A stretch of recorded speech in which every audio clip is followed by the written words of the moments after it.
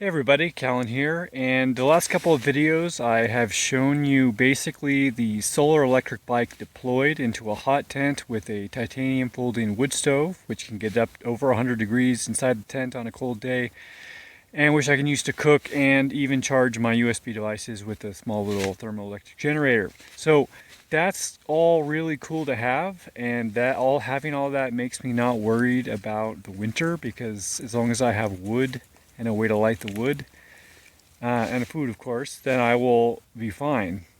Basically, that can get me through a really cold winter pretty comfortably, and probably having a lot of fun doing it.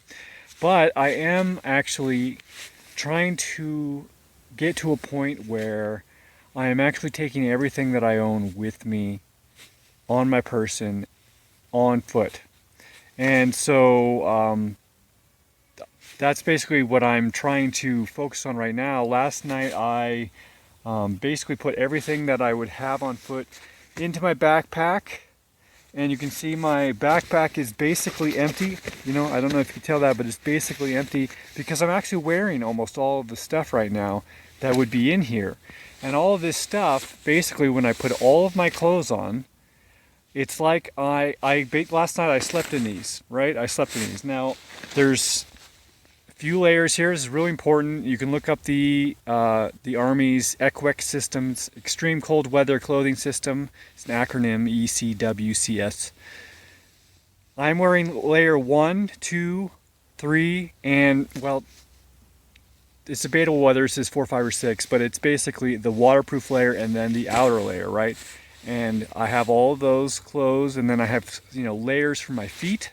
I've got These are nice minimalist boots, but they're waterproof. They go up and they're actually insulated. So for if it gets really cold, and normally I actually wouldn't even wear shoes. Like when I'm out walking out normally, I don't wear shoes. I'm barefoot when I'm walking out here. And basically the shoes are basically for keeping me warm when I'm walking, keeping me protected in dangerous places with lots of cactuses, and that type of stuff. So yeah, at night I wear them when I'm sleeping, and I use them for walking. Then I have, of course, gloves and stuff like that. So that's basically most of my gear is my clothes, and then they all end up in here. And even this roll here, which is basically what they'd call a bed roll, this is actually almost entirely my clothes as well.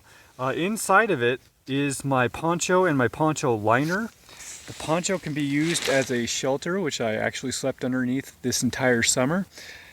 Well, most of the summer, I can't say entire. And then the poncho liner for that, which is like an outer coat, which I can even wear over this. So even this, I slept in this, right?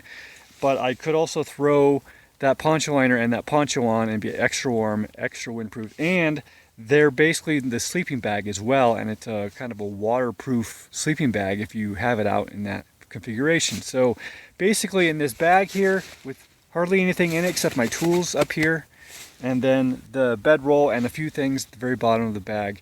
I'm not carrying food or water, and that's probably what the rest of that would be if I was planning to go out here and hike or live for a long period of time. So I don't think that this would work in the dead of winter. I think I will need a sleeping bag. I do not have a real sleeping bag in here. But sleeping bags are pretty bulky and heavy, so I'm not practicing with that right now. So basically, I've got all the gear I'm thinking I'm going to use, and every morning I go for a big long walk out here in the desert, and I'm taking my backpack with me with all my stuff, so that I can practice, carrying the weight, but also practice other things like, okay, when the sun comes out and it starts getting too warm, what do I do with the outer layers of clothes? And of course, this one's pretty obvious. You're probably just going to pack them down thickest first down into the bottom of the bag, so that as you start to put clothes back on later in the day, you're pulling out in the same order.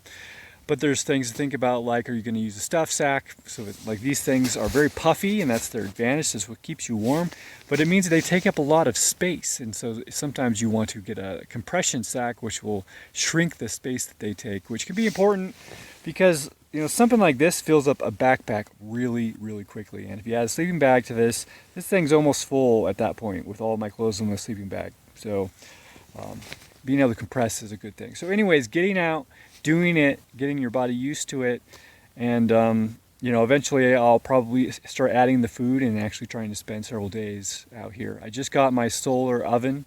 It's a little foldable solar oven. I'm gonna see how it works today, cooking my beans.